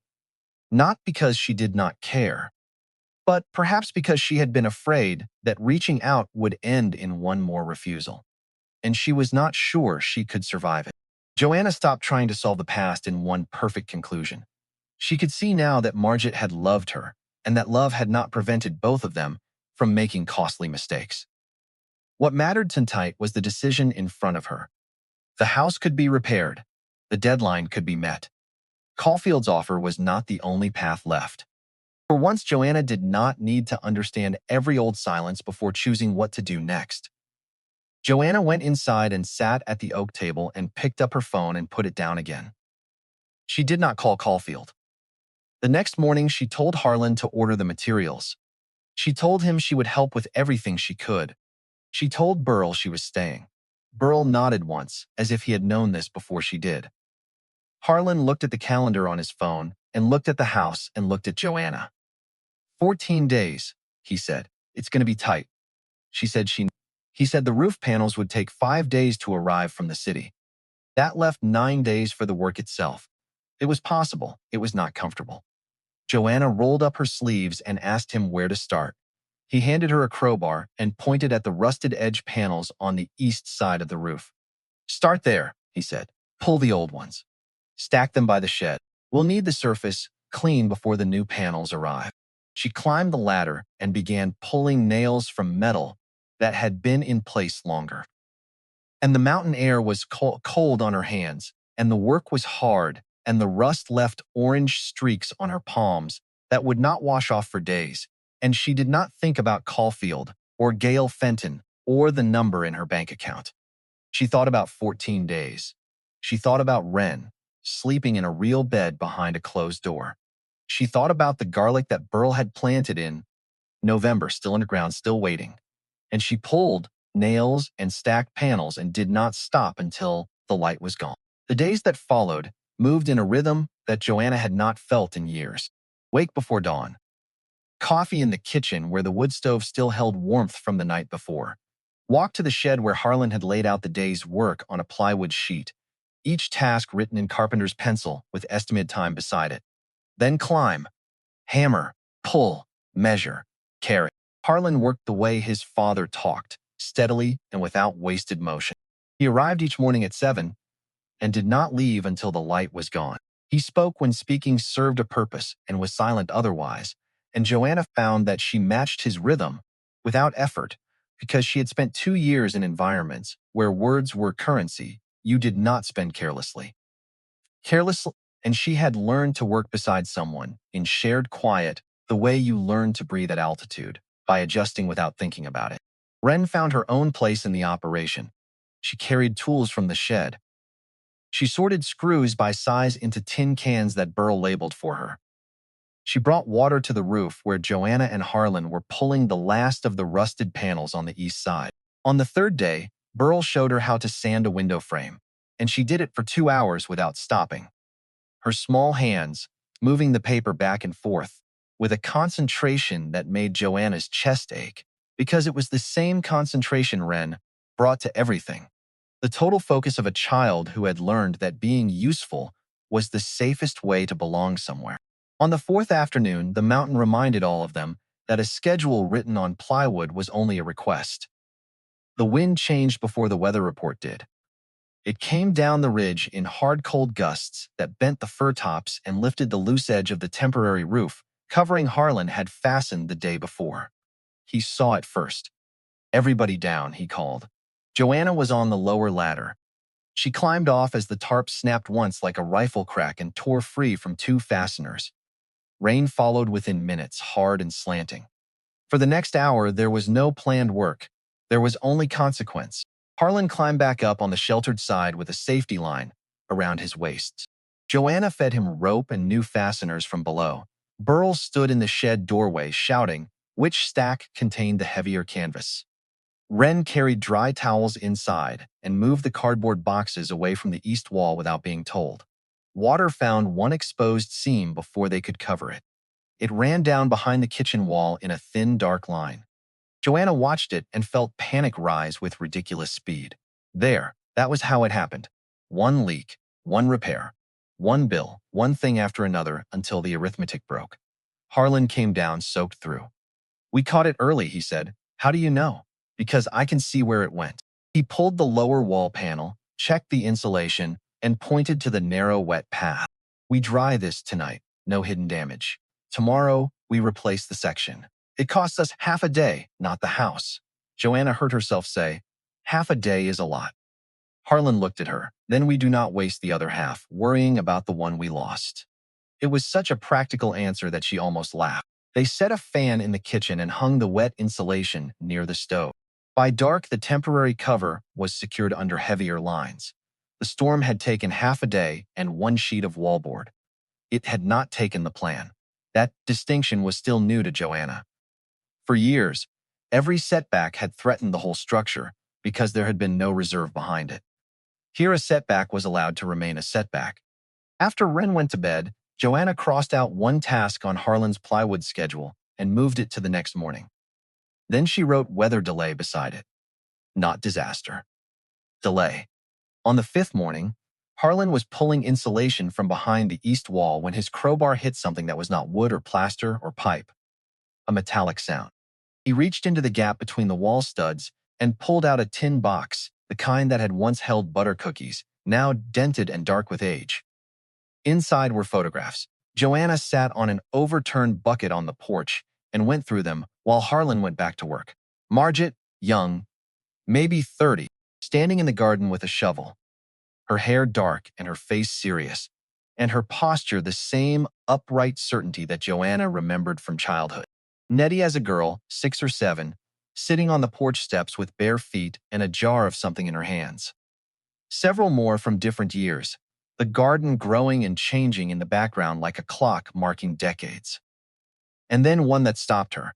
A girl, maybe 9 years old, standing in the garden holding a small spade, blonde hair, dirty knees, looking directly at the camera with an expression of earnest concentration. It was Joanna. She did not remember this photograph being taken. She did not remember being in this garden at this age. But here she was, 9 years old, the same age Wren was now, standing in the exact soil where Wren had sorted screws that morning. Margit had kept this photograph not in an album or a drawer or a box in the closet. She had kept it in the wall of her house, as close as the structure itself. Built in, Joanna held the photograph for a long time and then put it in her jacket pocket next to the brass key. Two things Margit had kept close. Two things that had been waiting. The roof panels arrived from the city on day 6. Harlan and Joanna worked 12-hour days fitting them. Harlan on the high side, where the pitch was steep. Joanna on the lower sections where she could reach from the ladder. The panels were heavy, and the March wind made them act like sails. And twice Joanna nearly lost her grip and had to set a panel down and steady herself on the ladder rungs and breathe, until her arms stopped shaking. On the 8th day, a letter arrived. Not email, paper. Delivered to the mailbox at the bottom of the lane. Joanna walked down to get it in the late afternoon and saw the return address and felt something cold settle into her stomach. The letter was from an attorney representing Vance Caulfield. It was written in the language of lawyers, precise and measured, and designed to communicate threat without making a threat. It stated that Mr. Caulfield's legal team had identified potential procedural irregularities in the conservation easement recorded on the property. It stated that they were evaluating whether grounds existed for a formal challenge. It stated that Mr. Caulfield remained open to a private resolution that would benefit all parties. Joanna read it standing at the mailbox with the mountain behind her and the lane stretching up through the firs. And she understood what it meant beneath the careful words. If she did not sell, Caulfield would try to break the easement in court. He would claim Margit had not understood what she was signing, or had been pressured, or that the process had been flawed. He would use lawyers and time and money, all of which he had more of than Joanna, to wear down the legal protection that Margit had spent 12 years building. She walked back up the lane slowly. Harlan was on the roof. Burl was on the porch. Wren was inside, drawing at the kitchen table. Joanna stood in the yard between all of them and felt something she recognized. The pull to leave. The old reflex. The pattern she had followed her entire adult life. When things became difficult, when the walls closed in, when the pressure exceeded what she believed she could bear, she left. She had left Margit at 19. She had left 3 apartments, 2 jobs, and 1 relationship before the shelter. She was a person who survived by moving, and the instinct to move was in her now like a current in a river, pulling her toward the easy downstream answer. Sell. Take the money. Go. Start somewhere else. Start over. Start the way you always start, by leaving what you cannot fix. She walked inside. Wren was at the table drawing a picture of the garden. Green lines for the rows, brown for the soil. Small circles that might have been garlic. Are we staying, Mom? Wren said. She did not look up from the drawing. She said it, the way she said most things lately, calmly, carefully, as if she already knew the answer might hurt and was preparing herself for it. Joanna looked at her daughter, 9 years old. The same age as the girl in the photograph she was carrying in her pocket. The same garden, the same mountain. The same question that Margit must have asked herself 40 years ago when she was alone with Nettie and $43 and a house that needed a new roof. Do I stay? Do I fight for this? Do I build something here even though I don't know if it will hold? We're staying, Joanna said. Wren looked up from the drawing, and her face did something that Joanna had not seen in months. It relaxed. Not a smile exactly, something deeper and quieter. The release of a tension she had been carrying so carefully that Joanna had not noticed it was there. Okay, Wren said, and she went back to drawing. Joanna called Donald Teague that evening. She told him about the letter. She asked him whether the easement could be broken. Teague was quiet for a moment. Challenges to conservation easements are rare, he said, and they almost never succeed when the easement was properly executed. He paused. Was it properly executed? That's what I need to know, Joanna said. He told her what to look for. Witnesses, notarization, evidence that the signatory understood the terms and signed voluntarily. He told her that the county land trust would have its own records and its own interest in defending the easement. He told her that Caulfield's strategy was almost certainly not to win in court, but to make the process expensive and exhausting enough that Joanna would decide it was easier to sell. The next morning, Teague called before Joanna could call him. The land trust had already pulled the original file, he said. They had the signed easement, the notary record, the appraisal of development rights, and correspondence showing that Margit had negotiated changes before she signed. One letter from Margit asked that a clause about public access be narrowed because she did not want strangers crossing the garden. Another asked whether the restriction would bind future owners. Joanna sat at the kitchen table with a pencil in her hand, so she did not just understand it. No, Teague said. She negotiated it. That mattered. A person signing under confusion did not usually argue over paragraph 6 and request a different map exhibit. Teague said the Land Trust's counsel was prepared to defend the easement if a formal challenge appeared. Joanna would not be standing alone with a private lawyer bill, while Caulfield chose the tempo. For the first time since the attorney letter arrived, the threat changed shape. It was still inconvenient. It could still become expensive and slow, but it was no longer Joanna against a developer. The agreement had another party, its own records, and its own reason to protect what had been signed. She wrote 3 words on Harlan's plywood sheet beneath the repair schedule, not alone legally. Harlan read it when he came in for coffee. Good, he said. That is all you have. What do you want me to do, dance? Maybe a little, he considered. No. Joanna laughed, and the sound surprised her because it arrived while the problem still existed. That was another thing she was learning. Relief did not always wait for complete victory. Sometimes it came when a threat stopped being shapeless. She hung up and went to find Burl. He was in the garden, turning soil by hand in the last light of the day. Were you there when she signed the easement? Joanna asked. Burl straightened up slowly, his hands still on the garden fork. I drove her to the office, he said, sat in the waiting room while she went in. But she asked me to come in for the signing itself. Said she wanted a witness who knew her, someone who could say she was of sound mind and acting freely, and was she. Burl looked at Joanna with an expression that carried 40 years of knowing someone. She read every page, he said. She asked 3 questions. She waited for the answers. Then she signed. She knew exactly what she was doing. She knew exactly why she was doing it. Joanna nodded. The next morning, she called Teague back and asked him to draft a response to Caulfield's attorney. The easement was properly executed with a credible witness and full notarization. Any challenge would be defended. The property was not for sale. Teague said he would send it that day. Caulfield called that afternoon. Joanna nearly let the number go to voicemail. Then she looked at Ren's drawing on the refrigerator, the one with green rose and a square brown house, and answered. I assume you received the letter, Caulfield said. I did. I would prefer not to do this through attorneys. Then withdraw the challenge. A pause. You are taking this personally. No. I finally stopped taking it personally. She surprised herself with the truth of that. Caulfield lowered his voice. I am willing to increase the offer. Sign this week, and I will add enough to cover relocation, legal fees, and a cash reserve. You could walk away with more security than that property will ever produce for you. 2 weeks earlier, the sentence might have broken her concentration. Now she knew what the house cost to repair. She knew what the account held. She knew what the easement allowed. She knew the land trust had records. Numbers had replaced fog. What you are offering, she said, is money in exchange for the one parcel your project cannot work without. That is an oversimplification. Is it wrong? Caulfield did not answer directly, Joanna continued. My grandmother said the land was not for sale. Now and after. I am saying the same thing, but for my own reasons. Your reasons may change when the bills start coming.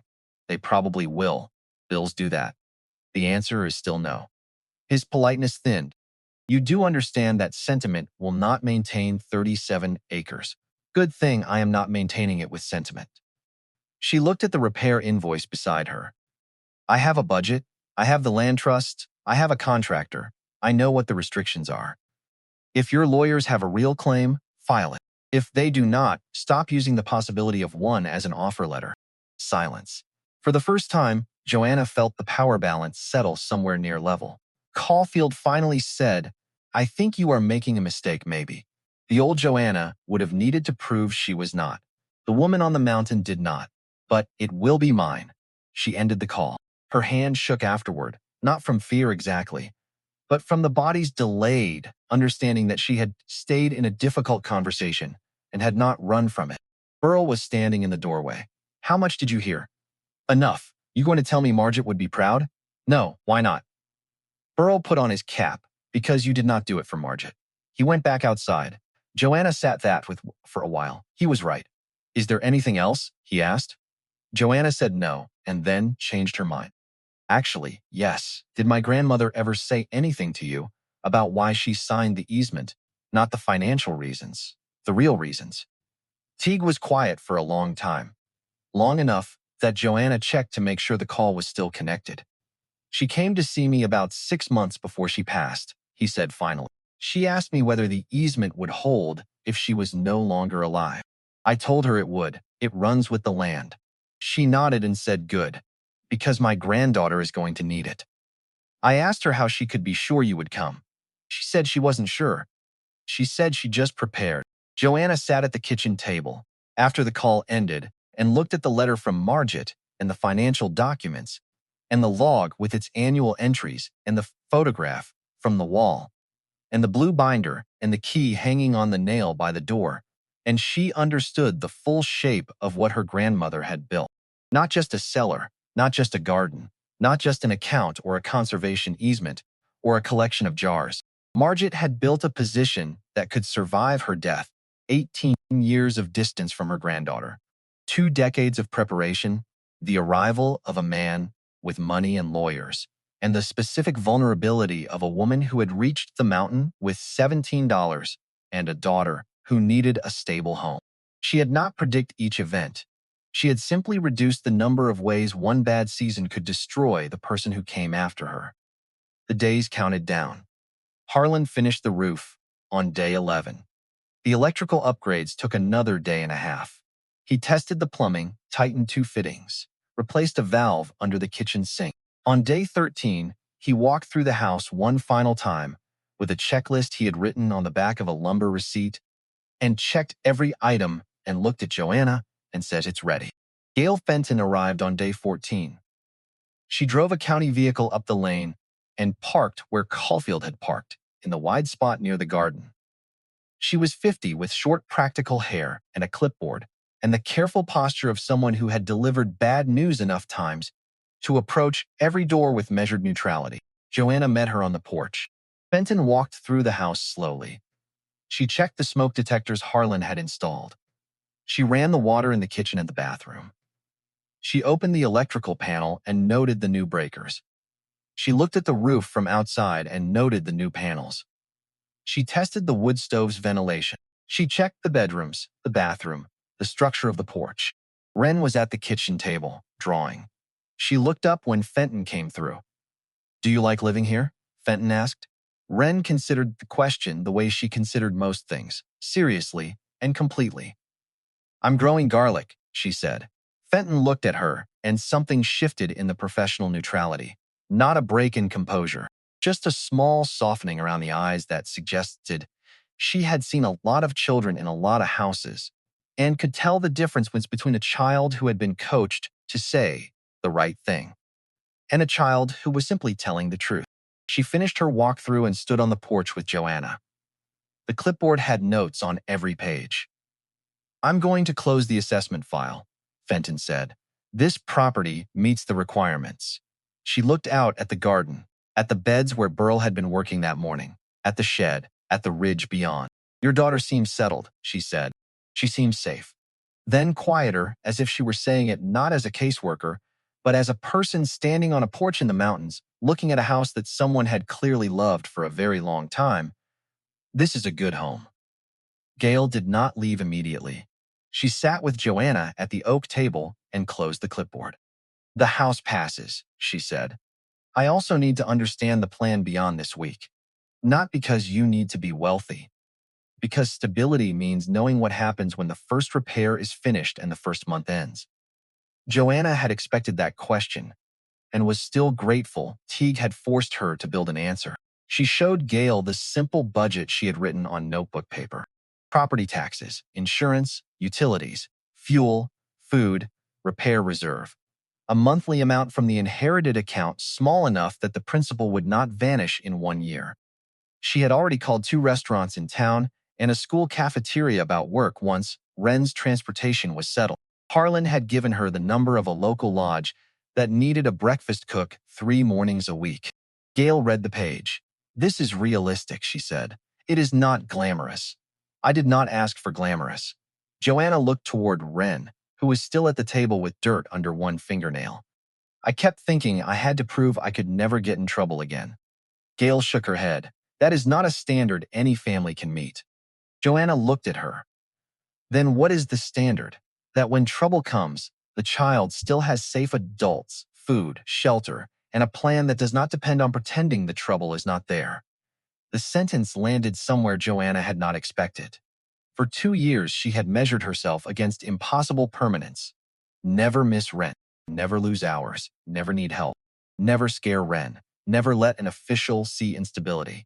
Margaret had built reserves because she assumed bad seasons would come. Gail, in a very different language, was saying the same practical thing. A safe life was not a life without setbacks. It was a life with somewhere for the setback to land. Gail slid the budget back. Keep this. Update it when the numbers change. And call before a problem becomes an emergency. Joanna nodded. I can do that this time. She believed it. She drove back down the lane and Joanna stood on the porch and watched the county vehicle disappear into the firs. And she put both hands on the porch railing and gripped it and let out a breath she had been holding for 60 days. Wren would stay, the file would close. The house had passed, the ground held. 3 days later, Teague called with the final piece. Caulfield's attorney had sent a response. The challenge to the conservation easement was withdrawn. No legal basis for proceeding. The matter was closed. Teague relayed this in his measured, professional way, and then he said something else. I don't think he ever had a real case, he said. I think he was counting on you not knowing that. He was counting on the pressure being enough.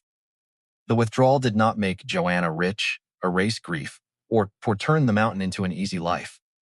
The following Monday, she met Teague at his office with a legal pad full of questions. How much are the annual taxes? What does the easement require her to maintain? Can she cut firewood? Can she repair the house without permission? What insurance does a rural property like this need? What happens to the account if she dies? Teague answered each one and seemed quietly pleased that she kept asking. The easement protected the ridge from commercial development, not ordinary living. She could garden, maintain the house, manage timber within the conservation plan, repair structures, and use the land as Margit had used it. The investment account could remain invested while a smaller operating account covered the first year. Teague recommended that Joanna not treat the inheritance as income she could spend freely. She wrote that down. Do not live like a lottery winner, he said. There is no danger of that. He looked at her $17 history and decided not to argue. They built a first-year plan. Reserve enough for taxes and insurance before anything else. Finish essential repairs. Keep 6 months of basic expenses untouched. Use the rest slowly while Joanna returned to work. Joanna asked one more question. Can I set something aside for Wren now? Teague looked over his glasses. You can. Not a lot. Just something that is hers later. He nodded. That is how these things become generational instead of temporary. The phrase made Joanna uncomfortable because it sounded too large for her life. Teague saw that. It can be $50 a month, he said. Generational does not have to mean grand. That Joanna understood. Before she left, Teague handed her a copy of Margit's original easement file. In the margin of one page, Margit had written a note beside a clause about succession. To make sure next owner understands before signing anything. Joanna traced the handwriting with one finger. She had arrived assuming inheritance meant a key. Now she understood it was also instruction. not a command to preserve every object exactly as Margit left it. A responsibility to know what she had before fear or urgency made the decision for her. On the drive back, she stopped at the school district office and filled out transportation paperwork using the mountain address. For the first time in 5 months, when a form asked permanent residence, Joanna wrote one line and did not add a correction beneath it. A week later, the school bus stopped at the bottom of the lane for Wren.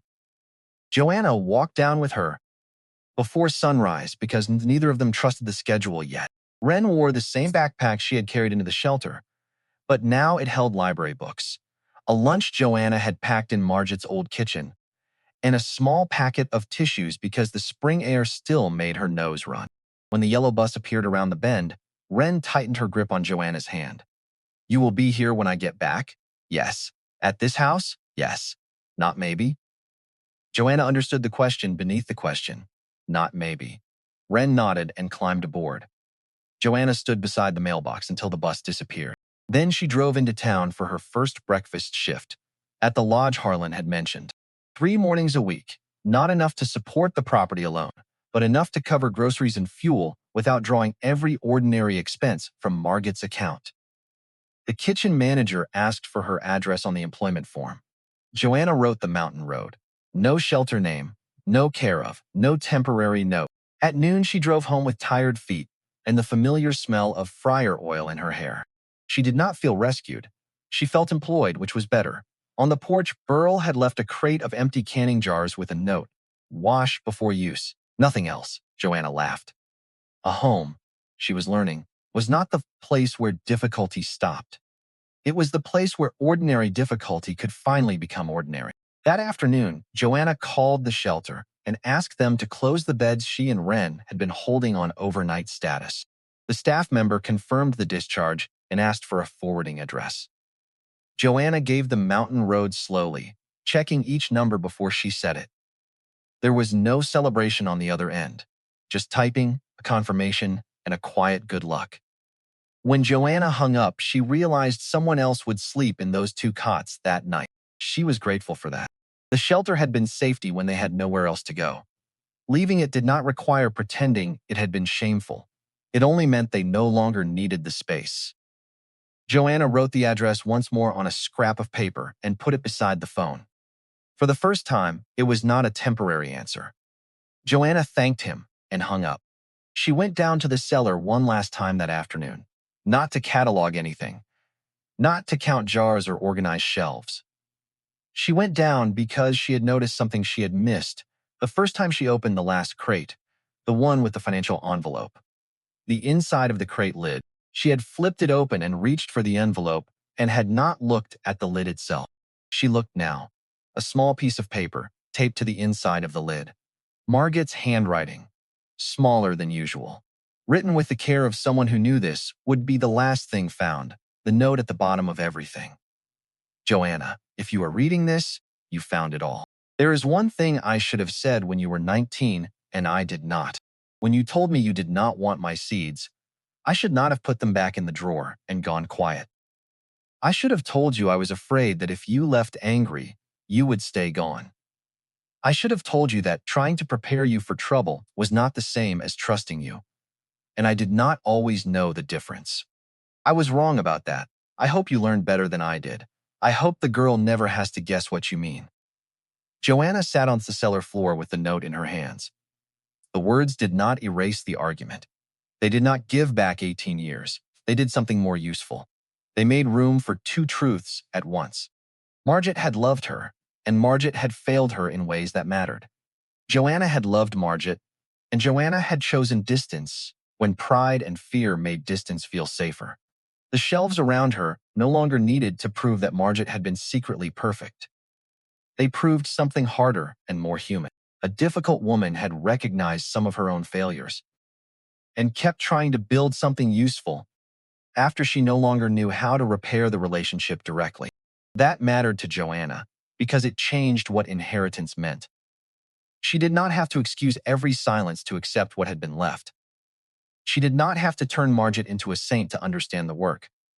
She only had to decide what she would carry forward and what she would do differently. Joanna climbed back up into the daylight and closed the trapdoor and rolled the workbench back into place and walked out of the shed into the April afternoon. The garden was showing color. Not much yet. March had done its work and April was continuing it.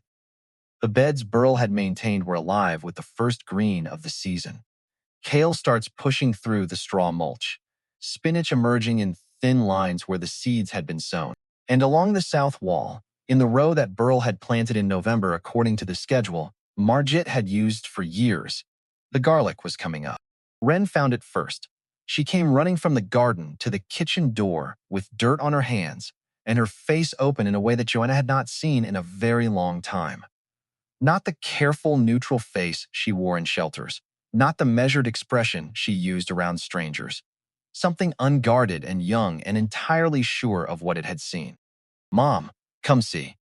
Joanna walked to the garden's edge and looked at the green spears emerging from the dark soil, small and definite, precisely where they had been placed in the fall by an old man, following the instructions of a woman who was no longer alive, instructions he had given, because she knew the garlic needed to go in the ground in November, so it could spend the winter doing its slow, necessary work in the dark, and come up in April the way it always had and always would, patient and certain and entirely indifferent to how long it had taken to arrive.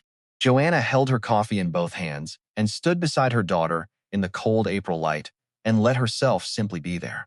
Not managing anything, not calculating anything, not holding anything in reserve, not measuring hope like a candle in wind, just standing in a garden that her grandmother had kept for her across nearly 2 decades of silence, looking at green things coming up from the earth and allowing herself to feel the full weight of what had happened. A woman Joanna had misread for most of her adult life had spent 2 decades building practical forms of protection. The logs showed that Margit had followed fragments of Joanna's life even when they were not speaking. The easement showed that she had protected the land against pressure she expected would outlive her. None of it erased what had gone wrong between them. It simply proved that the silence had never meant indifference. And it had held all of it. The cellar, the garden, the easement, the house, the ground itself. It had held through 18 years of absence and 5 months of shelter cots, and a developer with clean boots, and a caseworker with a clipboard, and a brass key worn around the neck of a woman who had been afraid to call, but never afraid to prepare. Wren slipped her hand into Joanna's the way she sometimes did in the morning, before the day had fully arrived, in that quiet interval when it was still just the two of them and the world around them, and nothing was required yet. "Can we plant more things today?" Wren asked. "Yes," Joanna said. "Yes, we can plant more things." She knelt beside her daughter and reached into her jacket pocket and took out a seed packet. Not one of Margit's, though there were hundreds of those in the cellar, carefully sealed and labeled and waiting. This one she had bought at the hardware store in town 3 days ago, on the drive back from picking up the last of Harlan's supplies. She had stood in the garden aisle and looked at the seed packets hanging in rows, and she had chosen one without thinking very hard about it. And now she opened it and poured seeds into her palm and showed Wren how to press them into the soil with her thumb. Gently, at the right depth, the way a woman she had never properly known had done 10,000 times on this same ground. Burl watched them plant for several minutes, then disappeared into the shed. When he returned, he carried a small brown envelope softened at the folds. "Found this in the seed drawer last winter," he said. He handed it to Joanna. The label was in Margit's handwriting. "Pole beans, South Row." A second line had been added beneath it years later. "Keep this strain going." Joanna turned the packet over. No message to her. No dramatic dedication. Just a working instruction. She smiled. "When I was 19, she tried to make me take bean seeds." Burl nodded. "I know. Of course you do. You threw them back on the table." Joanna looked at him. "Did she tell everybody every terrible thing I did?" "Only the interesting ones." Wren looked between them. "What happened?" Joanna knelt so they were eye level. "I was angry. Great-grandma tried to give me seeds. I thought she was trying to tell me how to live so I would not take them." Wren frowned at the packet. "Were these the same seeds?" "Not the exact seeds," Burl said. "Same line, most likely." Margit saved from the strongest plants every year. Wren held out her palm. Can we plant some? Joanna looked at the packet. 18 years earlier, she had thought accepting seeds meant accepting Margit's authority over her future. Now it meant something else. It meant receiving what was useful without surrendering the right to become different. She shook several beans into Wren's palm. Not all of them, she said. We keep some back. Why? In case this row fails. Wren nodded as if that were obvious. Joanna heard Margit in the answer before she even gave it, because you never make one season carry the whole future. She and Wren pressed the beans into the south row. Joanna did not feel as if she were repeating Margit's life. That mattered. She was not staying because Margit had planned it. She was staying because she had examined the plan, argued with it, changed parts of it, and chosen what still made sense. She would tell Wren, I love you, out loud. She would also teach her how to keep seed. There was room for both. Wren watched and then did it herself. One seed at a time, carefully, her small fingers pressing each one into the dark earth with the same seriousness she brought to everything. Did great-grandma do it like this? Wren asked. Just like this, Joanna said, just exactly like this. Burl was standing at the edge of the garden, cap on, hands in his pockets, watching the two of them the way he had probably watched Margit in this garden 1,000 times over 40 years. He did not say anything. He did not need to. He had spent 4 decades beside a woman who spoke in labor and patience, and things placed carefully in the right spot, and he recognized the language when he saw it being passed from one set of hands to another. He nodded once. Then he turned and walked to the shed to get his trowel, because there was more planting to do, and the season was moving, and the soil was ready. And that was how it worked on this mountain. You prepared, you planted, you waited, and eventually, if you had done the work and trusted the ground, something came up. The green spears of garlic stood in the fertile old April light. Margit's garlic, planted by Burl in November, according to the schedule she had used for years, rooted in soil she had tended for decades, fed by a piece of mountainside she had protected with law and money and stubbornness and love. They stood straight and certain and entirely unconcerned with how long they had been underground, or how dark it had been, or whether anyone was watching. They had simply done what garlic does, what roots do, what love does sometimes, when it is the kind that does not announce itself but merely continues, season after season, year after year, below the surface, in the dark, until one morning in April a 9-year-old girl runs to the kitchen door with dirt on her hands and says, "Come see," and a woman who spent 18 years not understanding her grandmother, kept for her, and understands everything. And quietly, without ceremony, without announcement, without the need for anyone to say the words, Joanna came home.